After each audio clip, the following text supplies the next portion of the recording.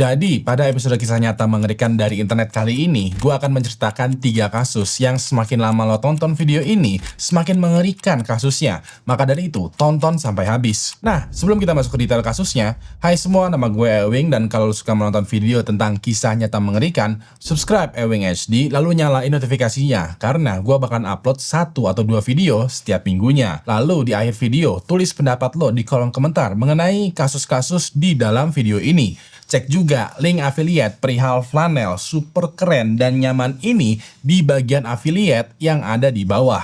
Kalau udah siap, langsung aja kita mulai kisah nyata mengerikan untuk episode kali ini. Pada tanggal 13 November tahun 2022, operator 911 menerima panggilan darurat yang cukup mengerikan. Dalam panggilan tersebut, dilaporkan ada 4 orang mahasiswa dan mahasiswi tergeletak terbaring dibunuh dengan kejam di dalam sebuah apartemen. Lebih detail lagi, lokasi apartemen atau mungkin kontrakan ini dekat dengan kampus Universitas Idaho, kota Moskow, negara Amerika Serikat. Sedikit gambaran, apartemennya itu bagaikan rumah kontrakan bertingkat khusus mahasiswa yang lokasinya banyak sekitaran kampus. Korbannya diketahui adalah mahasiswa bernama Ethan Chapin berusia 20 tahun, lalu 3 orang mahasiswi bernama Sana Kernodle berusia 20 tahun, Madison Morgan berumur 21 tahun, dan Kelly Goncalves berumur 21 tahun. Ketika polisi tiba dan memeriksa TKP, mereka ditemukan meninggal akibat ditikam secara brutal. Yang bikin ngeri adalah ada kemungkinan kalau 2 korban ditikam pada saat mereka lagi tidur, dan 2 korban lainnya sempat melawan pelaku karena ditemukan luka-luka sayatan pisau. Polisi langsung mengolah TKP sedetail mungkin dan hasilnya adalah mereka menemukan sarung pisau yang tergeletak di atas tempat tidur salah satu korban. Sarung pisaunya ini berwarna coklat dan bertuliskan merek Kabar yang besar dugaan tertinggal atau tidak sengaja terjatuh ketika pelaku melakukan aksi kejamnya. Ya udah deh, polisi langsung memfokuskan investigasi ke sarung pisau ini karena besar kemungkinan ada jejak DNA pelaku tertinggal di situ. Walaupun begitu, dikarenakan proses ekstraksi DNA di sarung pisau membutuhkan banyak waktu, pihak kepolisian melakukan investigasi dengan meminta keterangan penghuni apartemen lainnya. Ada nih saksi mata yang penting banget bernama Dylan Mortensen yang diketahui adalah salah satu teman dari korban yang kebetulan juga tinggal di satu apartemen yang sama. Dalam kesaksiannya, Dylan waktu itu bercerita bahwa pada malam kejadian dia lagi tidur di kamarnya di lantai 2. Pada malam itu dia tiba-tiba aja terbangun dan kaget karena mendengar suara teriakan dari lantai 3, lantai tempat para korban berada. Mendengar suara teriakan ini, Dylan yang masih kebangun dan setengah sadar berpikiran kalau suara itu mungkin aja keseruan penghuni apartemen lain yang lagi begadang. Pas mau beranjak tidur lagi, Dylan mendengar ada teriakan yang bilang, "Ada orang asing di sini." Dylan jadi kepo dong. Dia bangun, membuka pintu dan melihat tuh ke arah lorong apartemen mencari tahu bagaimana penampakan dari orang asing yang disebut tadi. Dikarenakan gak ada siapa-siapa, Dylan tutup pintunya, kunci lagi dengan perasaan yang masih rada bingung nih. Gak lama kemudian, Dylan mendengar suara langkah kaki yang pelan dan juga santai, seakan-akan kayak mengendap-endap gitu, lagi jalan di lorong apartemen. Dylan yang punya feeling gak enak ya, ngintip tuh di lubang pintu. Pas itu dia ngelihat seorang pria dengan tinggi kurang lebih 178 cm, berpakaian serba hitam dan juga menggunakan masker, lewat pintu depan persis kamarnya Dylan. Sambil lewat, pria ini bilang, "Jangan khawatir, aku akan membantumu." Nah, dikarenakan Dylan bingung situasinya bagaimana dan gak tahu mesti ngapain, dia pelan-pelan naik ke kasurnya, lalu tidur lagi. Sampailah pas sekitaran siang harinya, dia mendengar keributan dari penghuni lain bahwa mereka menemukan 4 orang jenazah mahasiswa dan mahasiswi di kamar yang ada di lantai 3. Dari sinilah Dylan langsung ngeh kalau teriakan di malam hari sebelumnya bukanlah teriakan orang begadang sambil main-main, melainkan teriakan kematian. Ya udah deh, polisi melanjutkan investigasi dengan cara mengecek kamera CCTV yang ada di sekitaran TKP. Hasilnya adalah polisi tidak menemukan nih penampakan dari pelaku yang diceritakan sama Dylan, tapi mereka menemukan ada mobil mencurigakan parkir di sekitaran TKP. Mobil itu parkir sekitaran jam 4 pagi. Lalu 25 menit kemudian, mobil ini tiba-tiba aja pergi melaju dengan kencang. Dikarenakan mobilnya ini stay dan pergi di waktu perkiraan 4 korban dibunuh, polisi jadinya curiga banget nih sama satu mobil tadi. Pas ini, pihak kepolisian langsung menjadikan jenis mobil dan juga warna mobil sebagai buronan sementara. Dan ya udah deh, untuk beberapa minggu selanjutnya, polisi menilang sejumlah mobil yang ada di Idaho yang sekiranya mirip seperti mobil yang penampakannya terlihat di TKP. Sampai pada tanggal 15 Desember tahun 2022, polisi menilang nih mobil yang penampakannya persis banget dengan mobil yang pernah terlihat di TKP. Pada saat ditilang, diketahui ya kalau supirnya itu adalah seorang pria bernama Brian Kohberger dan penumpangnya adalah Bapak Fulano yang diketahui adalah ayahnya Brian. Ketika ditilang ini, Brian dan Bapak Fulano bilang kalau mereka lagi dalam perjalanan menuju ke rumah keluarga yang ada di luar kota untuk liburan musim dingin. Walaupun begitu, polisi tidak bisa menahan Brian dan juga Bapak Fulano hanya karena mobilnya mencurigakan,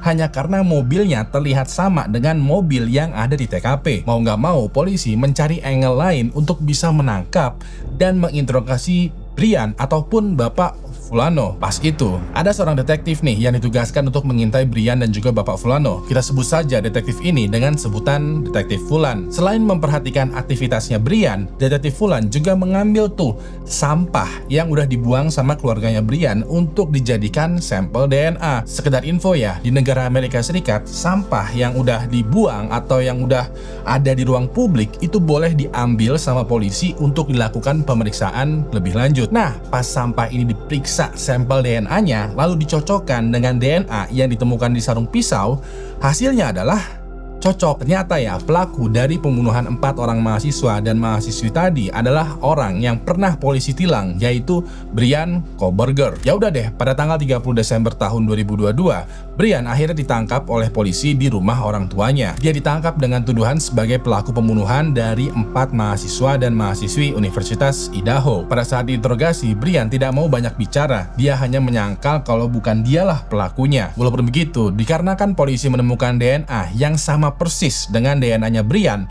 di sarung pisau yang ditemukan di TKP, penyangkalannya terbilang tidak valid. Lalu, telah ditelaah lebih lanjut, sejak kecil ya Brian ternyata punya ketakjuban dengan dunia kriminal, sampai-sampai dia sempat berkuliah kriminologi di Washington State University. Tapi dikarenakan motivasinya Brian belajar kriminologi bukan untuk menangkap kriminal, melainkan untuk menjadi kriminal, kuliahnya cuman 1 semester doang. Untuk selanjutnya, dia malah belajar secara otodidak untuk reverse engineering kinerja polisi ataupun juga detektif supaya dia bisa bebas ketika melakukan kejahatan. Sekiranya udah pede dengan ilmunya, Brian mulai mempraktekkan aksi kriminalnya dengan harapan dia nggak bakalan ketahuan. Waktu itu, secara random, dia memutuskan untuk mengendap-endap masuk ke kontrakan yang isinya mahasiswa dan mahasiswi. Di sana, dia menghabisi Ethan dan Sana yang lagi sedang tertidur, dan juga Madison dan Kaylee yang somehow terbangun pada malam itu. Madison dan Kaylee sempat melawan, dan dikarenakan hal tersebut, sarung pisaunya Brian terlepas dan tertinggal di TKP. Setelah menghabisi 4 orang mahasiswa dan mahasiswi ini, Brian kabur tuh dari apartemen, dan pas lagi kabur ini, penampakannya sempat terlihat sama Dylan. Sampai akhirnya, pada tanggal 23 Juli tahun 2025, Brian mengakui seluruh perbuatannya dan mengajukan pengakuan bersalah secara resmi demi menghindari hukuman mati. Pada akhirnya, Brian resmi dijatuhi hukuman penjara 4 kali seumur hidup tanpa kemungkinan pembebasan bersyarat. Dalam pengadilan ini, ketika Brian diberikan kesempatan untuk berbicara, dia menolak dan lebih memilih untuk diam saja. Jadinya, sampai hari ini, belum ada motif jelas kenapa Brian memutuskan untuk menghabisi 4 nyawa mahasiswa-mahasiswi pada malam itu.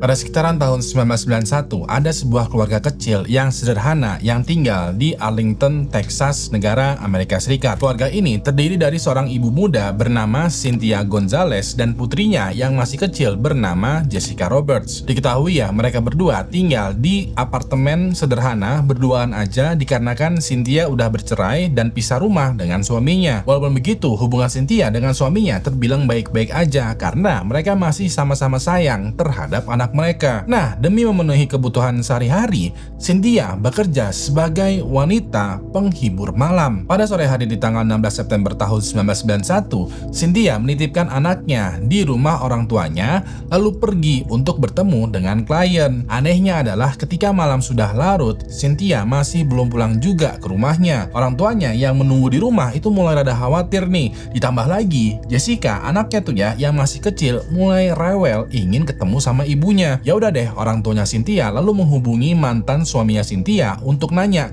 kira-kira kenapa ya Cynthia sampai larut malam itu belum pulang juga. Fulano bilang kalau dia nggak tahu, secara mereka udah bercerai, udah punya kehidupan sendiri, dan mereka berdua tinggal di dua kota yang berbeda. Besok harinya, dikarenakan semalaman diketahui belum pulang ke rumahnya, mantan suaminya, itu Bapak Fulano tuh ya, melaporkan Cynthia sebagai orang hilang ke polisi. Polisi langsung melakukan pencarian dan juga menyebarkan informasi tentang Cynthia, berharap ada saksi yang mengetahui keberadaannya. Kebetulan banget, ada satu orang saksi mata yang menemukan mobilnya Cynthia masih terparkir di tempat pencucian mobil. Polisi langsung OTW tuh ke tempat pencucian mobil, dan anehnya mobilnya somehow udah nggak ada. Dan pas polisi coba cari sekitaran, ternyata mobilnya malah berpindah ke dalam komplek perumahan. Lebih anehnya lagi adalah pas polisi sita lalu periksa mobilnya, kebanyakan isinya adalah barang-barang atau jejak keberadaannya Cynthia. Nggak ada tuh jejak keberadaan milik orang lain. Sampai sekitaran 5 hari kemudian, polisi mendapati telepon 911 tentang warga komplek yang menemukan sesuatu yang mencurigakan banget. Warga bilang kalau dia menemukan suatu hal tergeletak di pinggir jalan di area lahan Johnson County yang lokasinya sekitaran 56 km dari tempat ditemukannya mobil Cynthia. Pas polisi periksa, ternyata hal yang tergeletak di pinggir jalan ini adalah jenazahnya Cynthia yang udah membusuk berat akibat teriknya matahari Texas. Yang bikin ngeri adalah jenazahnya Cynthia ditemukan tidak menggunakan busana apapun dan terdapat juga banyak banget luka tembak. Pas itu, pihak kepolisian langsung menyelidiki tuh kasus pembunuhannya Cynthia karena dia meninggal akibat ditembak berkali-kali nih. Bahkan ya, saking banyaknya tembakan, pelaku diduga kayak terus menembak Cynthia walau dia udah meninggal dunia. Dikarenakan hal tersebut, polisi berhipotesis kalau pelakunya bisa jadi adalah orang yang memiliki dendam kesumat dengan Cynthia. Nah, setelah memeriksa circle kehidupannya Cynthia, ada satu nama wanita bernama Jenny Perkins yang berkali-kali muncul di proses investigasi karena bau-baunya mencurigakan. Diketahui ya, Cynthia dan Jenny pada dasarnya berteman dan sering menghabiskan waktu bersama. Walaupun begitu, diketahui juga kalau mereka menjalin hubungan asmara dengan satu orang pria bernama Rocky Sanchez secara diam-diam. Maksud dari diam-diam ini adalah nggak diketahui nih siapa yang jadi pacar atau selingkuhan. Yang jelas mereka dekat sama Rocky, tapi Cynthia dan Jenny nggak saling tahu kalau mereka bertiga tuh berhubungan dengan Rocky. Nah, hipotesisnya polisi berkembang nih karena bisa jadi ini adalah kasus cinta segitiga yang berujung tragis. Maka dari itu, mereka langsung memanggil Jenny untuk dimintai keterangan lebih lanjut. Pada saat dimintai keterangan di ruang interogasi, Jenny baru tahu kalau Cynthia juga punya hubungan dengan Rocky dan sekarang sudah meninggal. Jenny waktu itu berkomentar, "Aku malah senang kalau Cynthia meninggal." Di momen ini, kecurigaan polisi semakin memuncak karena Jenny benar-benar mencurigakan banget. Dia bisa jadi adalah pelaku dari kasus penembakannya Cynthia. Walaupun begitu, setelah kasusnya diinvestigasi lebih mendalam, pihak kepolisian tidak bisa menahan Jenny karena mereka tidak menemukan bukti yang menjadikan Jenny adalah pelakunya. Dan dikarenakan hal tersebut juga, pihak kepolisian melepas Jenny dan kasus penembakannya Cynthia perlahan-lahan berubah menjadi cold case. Sampai pada sekitaran tahun 2025, bidang kriminologi dan peradilan pidana University of Texas di kota Arlington melakukan kerjasama nih dengan kepolisian setempat. Waktu itu, pihak universitas memilih 15 mahasiswa-mahasiswi terbaik di bidang kriminologi untuk memecahkan kasus yang sekiranya belum pernah dipecahkan. Kalau gua sederhanakan ya, pihak kampus itu kayak mengirimkan mahasiswa-mahasiswi terbaiknya untuk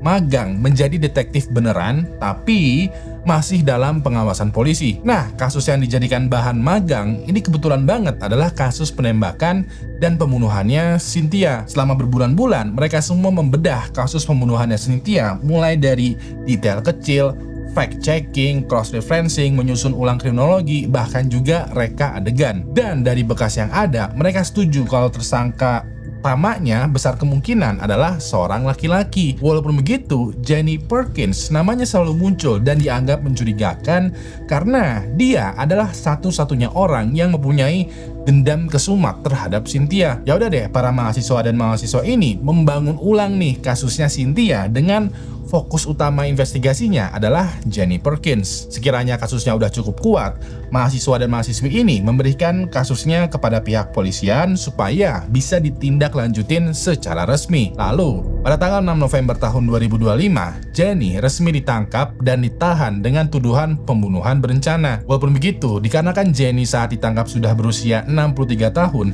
dia dibebaskan untuk sementara setelah membayar uang jaminan sebesar $150.000 atau sekitaran 3 menit 11,14 detik budget MBG. Pihak kepolisian berusaha menjadikan Jenny yang tadinya tersangka untuk berubah menjadi pelaku dengan menggali lebih dalam lagi kasusnya Cynthia. Sayangnya, pada tanggal 20 Maret tahun 2026, pengadilan mengeluarkan putusan kalau Jenny Perkins bebas dari tuduhan. Mereka menganggap kalau bukti-bukti yang diajukan oleh tim penyidik tidak cukup kuat untuk dibawa ke pengadilan. Beberapa alasannya adalah kasusnya Cynthia itu terjadi sekitaran 34 tahun yang lalu, yang besar kemungkinan banyak saksinya udah meninggal ataupun lupa. Jadinya dianggap tidak valid. Selain itu juga, dikarenakan teknologi forensik di tahun 1991 itu masih belum begitu maju, gak ada bukti seperti rekaman CCTV, sinyal handphone, ataupun juga DNA yang mendukung. Terakhir, walaupun kasus ini sempat diteliti lagi sama mahasiswa dan mahasiswi kriminologi, kebanyakan buktinya itu hanya sekedar asumsi atau kecurigaan yang kurang memenuhi standar hukum. Dikarenakan banyak hal tersebutlah, Jenny lepas dari tuduhan pelaku, atau bisa jadi sebenarnya dia adalah pelaku yang berhasil kabur dari kasus pembunuhan. Menurut lo gimana? Pada sekitaran tahun 2018, ada seorang wanita yang lagi damai banget hidupnya tinggal di Kalamazoo, Michigan, negara Amerika Serikat. Wanita ini bernama Ashley Young dan dia terkenal sebagai wanita yang serba bisa. Diketahui ya, dia pernah bekerja sebagai perawat lansia, bekerja juga menjadi customer service di bank, sambil juga kuliah, punya banyak teman dan juga anak kesayangan ibunya. Ibunya Ashley bernama Kristen dan mereka kayak bestie yang tiap hari selalu ada aja yang diobrolin. Pada tanggal 28 November tahun 2018, Ashley pamit nih sama ibunya untuk jalan bareng sama temennya. Diketahui ya, temannya ini bernama Jared Chance dan mereka udah cukup kenal lama. Waktu itu Kristen bilang kayak, "Oke nak, jangan pulang terlalu malam ya. Ingat, besok kamu mau tanda tangan sewa apartemen baru loh." Ashley menjawab kalau ibunya nggak perlu khawatir karena dia sendiri excited nih untuk pindah ke apartemen baru. Ya udah deh, Ashley pun jarang bareng tuh dengan Jared dan mereka seneng-seneng berduaan. Anehnya, sekitaran tengah malam, Ashley masih belum pulang juga. Lebih anehnya lagi, Kristen coba nih hubungin handphonenya Ashley entah via teks ataupun telepon, tapi nggak ada balasan sama sekali. Kristen ada khawatir karena nggak biasanya nih, ini anak menghilang tanpa kabar. Dia selalu ngabarin kalau OTW pulang ataupun pulang telat. Ini kok sekarang malah gak ada sama sekali. Sambil menunggu kabar dari Ashley, Kristen coba tuh hubungin Jared. Ternyata teleponnya diangkat. Waktu itu Kristen nanya, "Jared, kamu dan Kristen lagi ada di mana? Kok tengah malam belum pulang?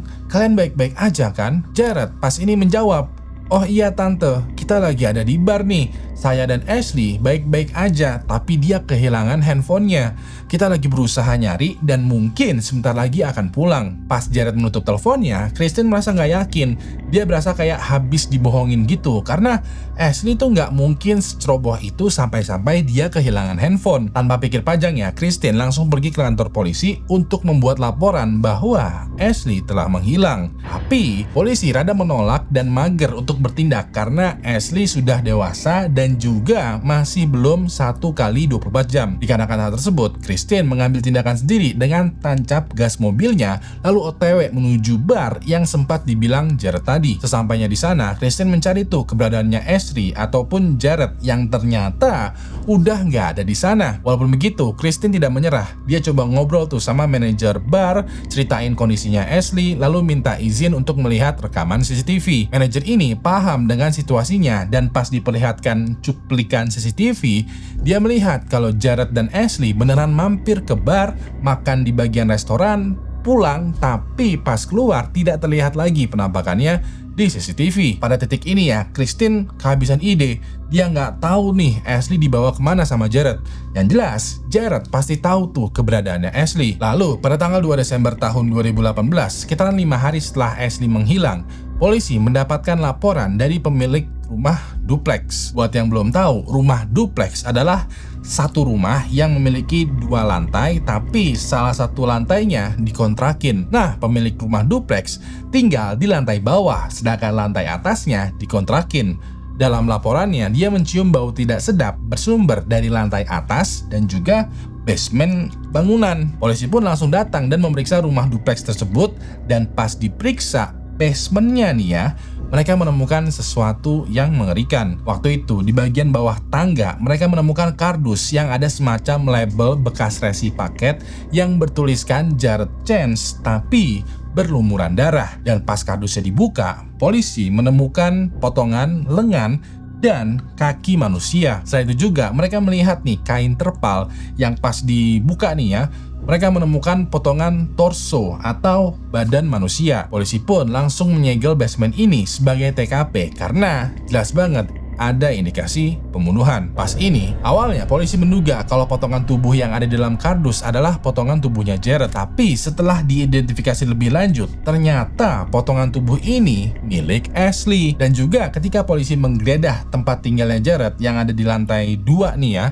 mereka menemukan Jared baru aja bangun tidur dan dia masih hidup. Selain itu juga, polisi menemukan noda darah, pisau, handuk, dan juga celana jeans yang berlumuran darah, potongan tubuh manusia, gergaji mesin, dan berbagai macam bukti yang ketika diperiksa semuanya terdapat jejaknya Ashley. Bisa dibilang dengan ini Jared tertangkap basah sebagai pelaku dari kasus pembunuhannya Ashley. Walaupun begitu, fakta mengerikan muncul nih ketika Jared diinterogasi. Ternyata ya, dia tidak bekerja sendirian. 3 hari kemudian, polisi memeriksa rumah orang tuanya Jared dan di sana mereka menemukan lagi nih gergaji mesin yang berlumuran darah, tisu, kain lap, dan sebagainya. Dan pas berbagai macam bukti ini diperiksa, semuanya terdapat jejaknya Ashley lagi. Dengan ini terbukti sudah kalau Jared melibatkan kedua orang tuanya sebagai orang yang membantu memotong dan membuang jenazahnya Ashley. Nantinya diketahui alasan kenapa orang tuanya tidak melaporkan polisi, tapi malah terlibat adalah Jared dianggap sebagai anak kesayangan orang tuanya. Tanpa basa-basi lagi, kedua orang tuanya langsung ditangkap juga oleh polisi. Dalam proses pengadilan atau investigasi yang lebih mendalam, pihak berwajib menemukan kalau Jared ternyata orangnya bermasalah banget. Diketahui ya, dia udah pernah 38 kali berurusan dengan hukum terkait pelanggaran lalu lintas. Bahkan juga dia pernah terjerat dan terlibat dalam kasus narkoba. Diketahui juga Ashley dan Jared bisa menjadi teman dekat karena Ashley itu punya rasa simpati terhadap masalah-masalah yang dialami Jared. Ashley berpikiran kalau orang-orang seperti Jared itu baiknya ditolong, bukan dijauhi. Sayangnya ada beberapa orang di dunia ini yang buruk banget sampai-sampai udah gak pantas lagi untuk ditolong. Jared salah satunya. Pada akhirnya, setelah proses sidang yang panjang, pada tanggal 10 Oktober tahun 2019, pengadilan menyatakan Jared Chance bersalah atas kasus pembunuhannya Ashley Young. Jared waktu itu dijatuhi hukuman penjara selama 100 sampai 200 tahun dan tidak bisa mengajukan pembebasan bersyarat sampai usianya 130 tahun. Selain itu juga, beberapa bulan kemudian, orang tuanya Jared dijatuhi hukuman penjara selama 30 hari dan 1 tahun masa percobaan atas keterlibatan mereka.